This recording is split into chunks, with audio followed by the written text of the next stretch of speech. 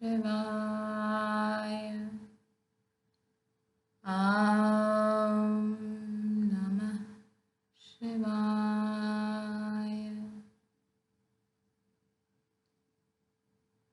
Ya Devi Sarvabhuteshu Shakti Rupena Samstata. Namastasyai Namastasyai Namastasyai Namo Namaha.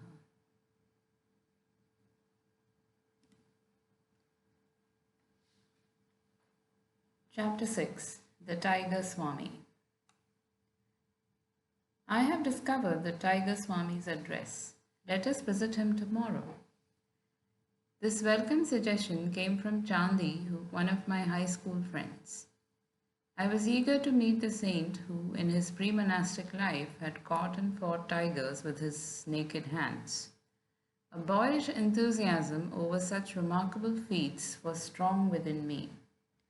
The next day dawned wintry cold, but Chandi and I sallied forth gaily. After much vain hunting in Bhawanipur, outside Calcutta, we arrived at the right house. The door held 2 iron rings, which I sounded piercingly. Notwithstanding the clamour, a servant approached with leisurely gait. His ironical smile implied that visitors, despite their noise, were powerless to disturb the calmness of a saint's home. Feeling the silent rebuke, my companion and I were thankful to be invited into the parlour. Our long wait there caused uncomfortable misgivings. India's unwritten law for the truth seeker is patience. A master may purposely make a test of one's eagerness to meet him. This psychological ruse is freely employed in the West by doctors and dentists. Finally summoned by the servant, Chandi and I entered a sleeping apartment. The famous Swami was seated on his bed. The sight of his tremendous body affected us strangely. With bulging eyes, we stood speechless. We had never seen such a chest or such football-like biceps. On an immense neck, the Swami's fierce yet calm face was adorned with flowing locks, beard, and mustache.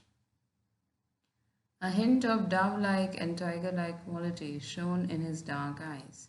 He was unclothed, save for a tiger skin about his muscular waist. Finding our voices, my friend and I greeted the monk, expressing our admiration for his prowess in the extraordinary feline area. Will you not tell us, please, how is it possible to subdue with bare fists the most ferocious of jungle beasts, the Royal Bengals? My sons, it is nothing to me to fight tigers. I could do it today if necessary. He gave a childlike laugh. You look upon tigers as tigers. I know them as pussycats. Swamiji, I think I could impress my subconsciousness with the thought that the tigers are pussycats, but could I make the tigers believe it? Of course, strength is also necessary. One cannot expect victory from a baby who imagines a tiger to be a house cat. Powerful hands are my sufficient weapon. He asked us to follow him to the patio, where he struck the edge of a wall. A brick crashed to the floor. The sky peered boldly through the gaping lost tooth of the wall. I fairly staggered in astonishment. He who can remove mortared bricks from a solid wall with one blow, I thought, must surely be able to displace the teeth of tigers. A number of men have physical power such as mine, but still lack in cool confidence. Those who are bodily but not mentally stalwart may find themselves fainting at the mere sight of a wild beast bounding freely in the jungle. The tiger, in its natural ferocity and habitat, is vastly different from the opium-fed circus animal. Many a man with Herculean strength has nonetheless been terrorized into abject helplessness before the onslaught of a Royal Bengal. Thus the tiger has converted the man in his own mind to a state as nerveless as the pussycats. It is possible for a man owning a fairly strong body and an immensely strong determination to turn the tables on the tiger and force it to a conviction of pussycat defenselessness. How often I have done just that. I was quite willing to believe that the titan before me was able to perform the tiger to pussycat metamorphosis. He seemed in a didactic mood. Chandi and I listened respectively. Mind is the wielder of muscles. The force of a hammer blow depends on the energy applied. The power expressed by a man's bodily instrument depends on his aggressive will and courage. The body is literally manufactured and sustained by mind. Through pressure of instincts from past lives, strengths or weaknesses percolate gradually into human consciousness. They express as habits, which in turn ossify into a desirable or an undesirable body. Outward frailty has mental origin. In a vicious circle, the habit-bound body thwarts the mind. If a master allows himself to be commanded by a servant, the latter becomes autocratic. The mind is similarly enslaved by submitting to bodily dictation. At our entreaty, the impressive Swami consented to tell us something about his own life. My earliest ambition was to fight tigers. My will was mighty, but my body was feeble. An ejaculation of surprise broke from me. It appeared incredible that this man, now with Atlantean shoulders fit to bear, could ever have known weakness. It was by indomitable persistency in thoughts of health and strength that I overcame my handicap.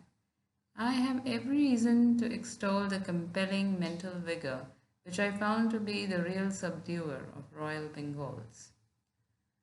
Do you think, revered Swami, that I could ever fight tigers? This was the first and the last time that the bizarre ambition ever visited my mind. Yes, he was smiling. But there are many kinds of tigers. Some roam in jungles of human desires. No spiritual benefit accrues by knocking beasts unconscious. Rather be victor over the inner prowlers. May we hear, sir, how you change from a tamer of wild tigers to a tamer of wild passions? The tiger Swami fell into silence. Remoteness came into his gaze, summoning visions of bygone years. I discerned his slight mental struggle to decide whether to grant my request. Finally, he smiled in acquiescence. When my fame had reached a zenith, it brought the intoxication of pride. I decided not only to fight tigers, but to display them in various tricks. My ambition was to force savage beasts to behave like domesticated ones. I began to perform my feats publicly with gratifying success. One evening, my father entered my room in a pensive mood. Son, I have words of warning. I would save you from the coming ills produced by the grinding wheels of cause and effect. Are you a fatalist, father? Should superstition be allowed to discolor the powerful waters of my activities? I am no fatalist, son, but I believe in the just law of retribution as taught in the Holy Scriptures. There is resentment against you in the jungle family. Sometime it may act to your cost. Father, you astonish me. You well know what tigers are, beautiful but merciless. Even immediately after an enormous meal of some hapless creature, a tiger is fired with fresh lust at the sight of new prey. It may be a joyous gazelle frisking over the jungle grass. Capturing it and biting an opening in the soft throat, the malevolent beast tastes not only a little of the mutely crying blood, and goes its wanton way.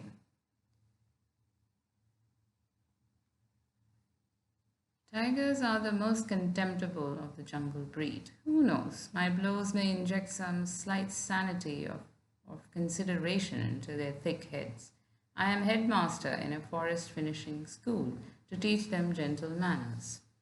Please, Father, think of me as tiger tamer and never as tiger killer. How could my good actions bring ill upon me? I beg you not to impose any command that I change the way of my life. Chandi and I were all attention, understanding the past dilemma. In India, a child does not lightly disobey his parents' wishes. In stoic silence, father listened to my explanation. He followed it with a disclosure which he uttered gravely. Son, you compel me to relate an ominous prediction from the lips of a saint. He approached me yesterday as I sat on the veranda in my daily meditation. Dear friend, I come with a message for your belligerent son. Let him cease his savage activities. Otherwise, his next tiger encounter shall result in his severe wounds, followed by 6 months of deadly sickness. He shall then forsake his former ways and become a monk. This tale did not impress me. I considered that father had been the credulous victim of a deluded fanatic. The tiger Swami made this confession with an impatient gesture, as though at some stupidity. Grimly silent for a long time, he seemed oblivious to our presence. When he took up the dangling thread of his narrative, it was suddenly with subdued voice. Not long after father's warning, I visited the capital city of Cooch Behar. The picturesque territory was new to me, and I expected a restful change. As usual, everywhere a curious crowd followed me on the streets. I would catch bits of whispered comments. This is the man who fought wild tigers. Has he legs or tree trunks? Look at his face. He must be an incarnation of the king of tigers himself. You know how village urchins function like final editions of a newspaper? With what speed do the even later speech bulletins of the women circulate from house to house? Within a few hours, the whole city was in a state of excitement over my presence. I was relaxing quietly in the evening when I heard the hoofbeats of galloping horses. They stood in front of my dwelling place. In came a number of tall, turbaned policemen. I was taken aback. All things are possible into these creatures of human law, I thought. I wonder if they're going to take me to task about matters utterly unknown to me.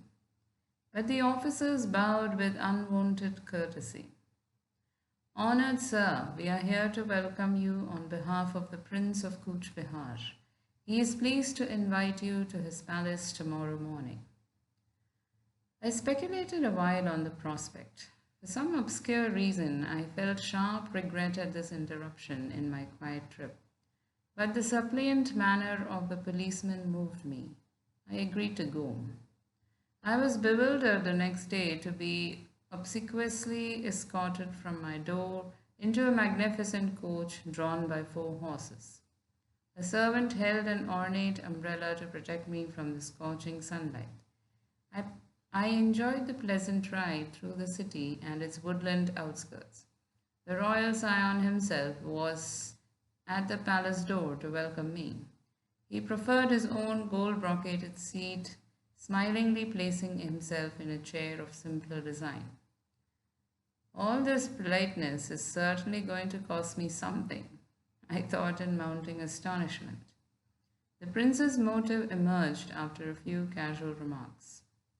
My city is filled with the rumor that you can fight wild tigers with nothing more than your naked hands. Is it a fact? It is quite true. I can scarcely believe it. You're a Calcutta Bengali nurtured on the white rice of city folk. Be frank, please. Have you not been fighting only spineless, opium-fed animals? His voice was loud and sarcastic, tinged with provincial accent. I vouchsafed no reply to his insulting question. I challenge you to fight my newly caught tiger, Raja Begum. If you successfully resist him, bind him with a chain and leave his cage in a conscious state, you shall have this royal Bengal.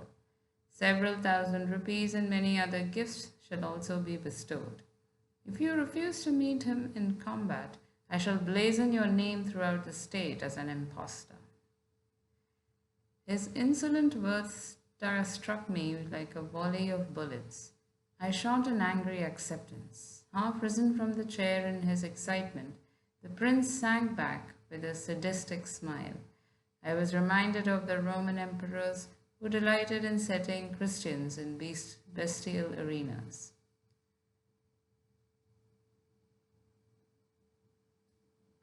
The match will be set for a week hence. I regret that I cannot give you permission to view the tiger in advance.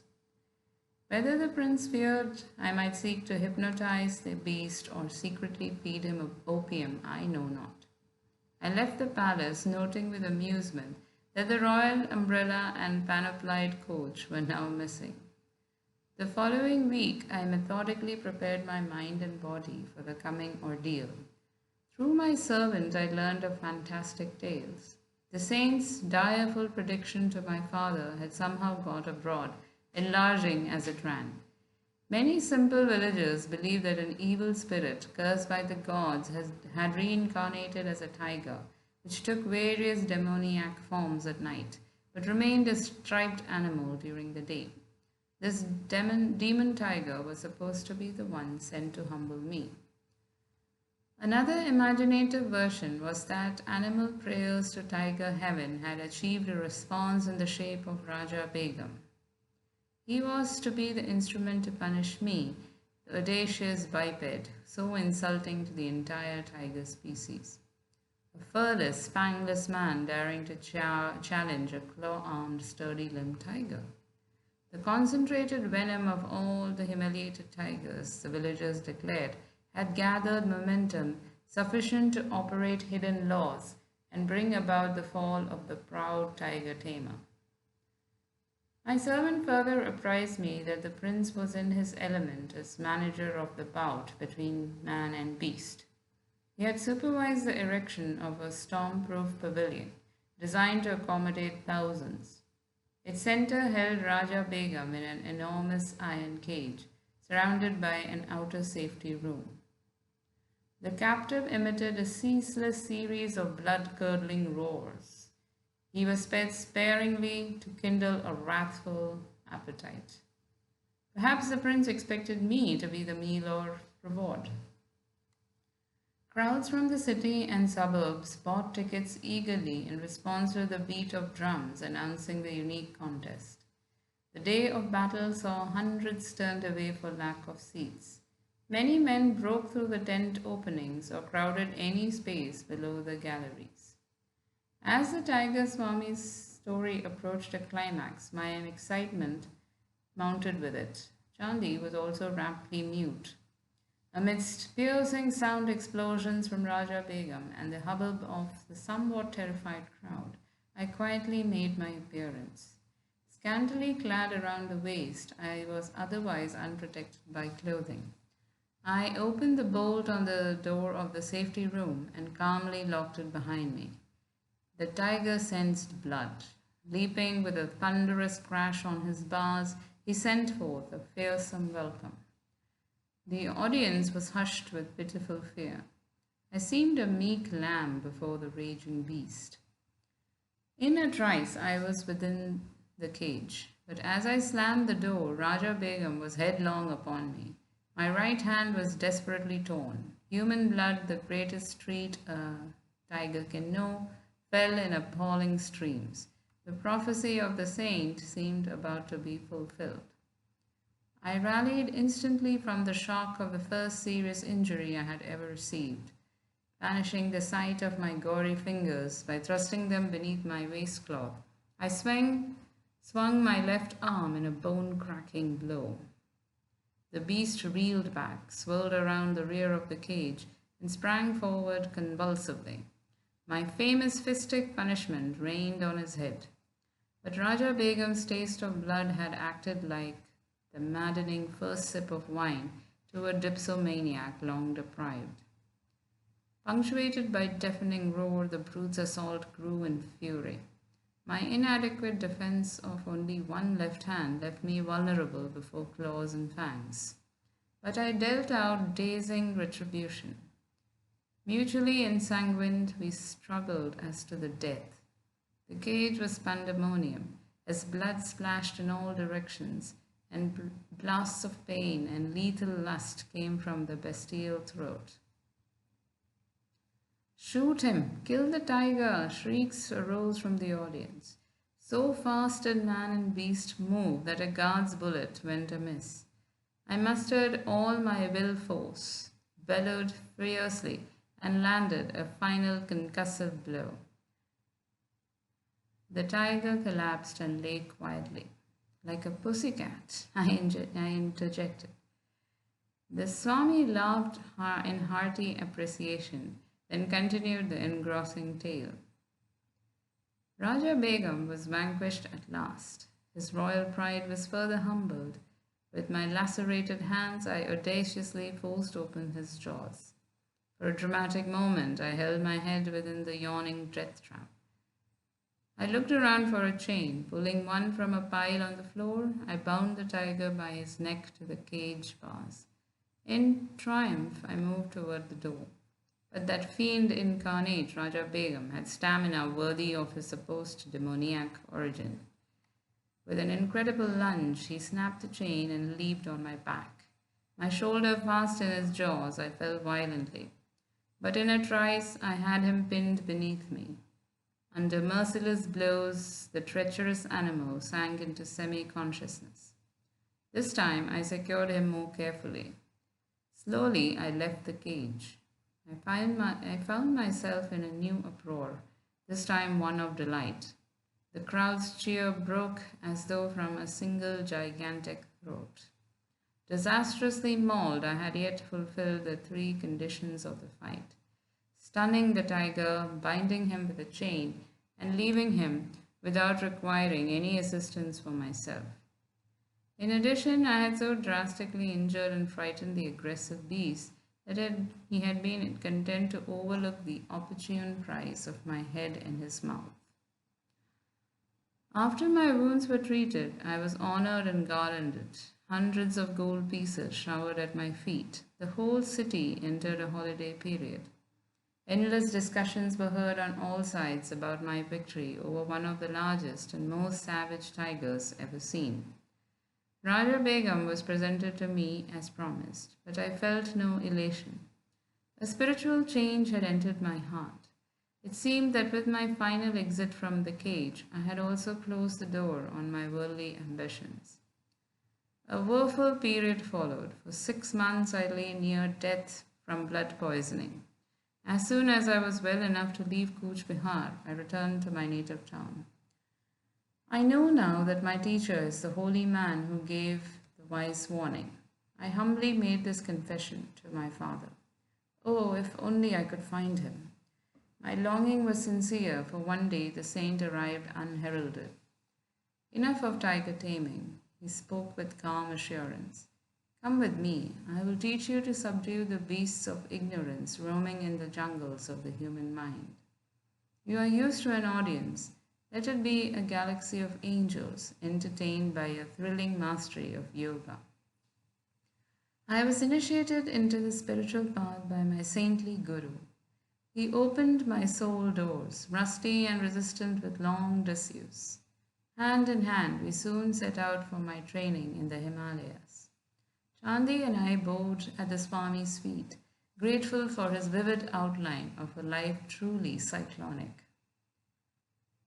I felt amply repaid for the long probationary wait in the cold parlour.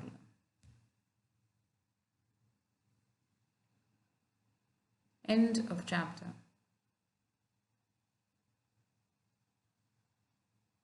Ah.